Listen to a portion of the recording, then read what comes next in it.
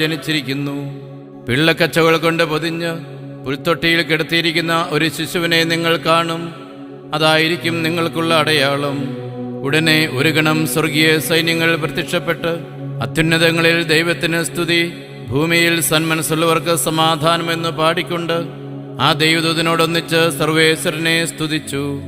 ദൈവദൂതന്മാർ അവരെ വിട്ട് സ്വർഗത്തിലേക്ക് മടങ്ങിയപ്പോൾ നമുക്ക് ബേത്ലഹേമിൽ പോയി കർത്താവ് നമുക്ക് വെളിപ്പെടുത്തി തന്ന സംഭവം കാണാം എന്നവർ പരസ്പരം പറഞ്ഞു.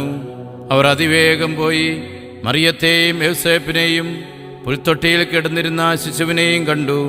ശിശുവിനെ കണ്ട ശേഷം ആ ദിവ്യ ഉണ്ണിയെപ്പറ്റി തങ്ങളോട് പറയപ്പെട്ട കാര്യങ്ങൾ അവർ പ്രസിദ്ധമാക്കി. ആട്ടിടയന്മാർ പറഞ്ഞ കാര്യങ്ങൾ കേട്ടവരെല്ലാം ആശ്ചര്യപ്പെട്ടു. നമ്മുടെ കർത്താവായ മിശിഹായ്ക്ക് സ്തുതി. നമുക്കെല്ലാവർക്കും വിശ്വാസത്തോടും പ്രതീക്ഷയോടും കൂടെ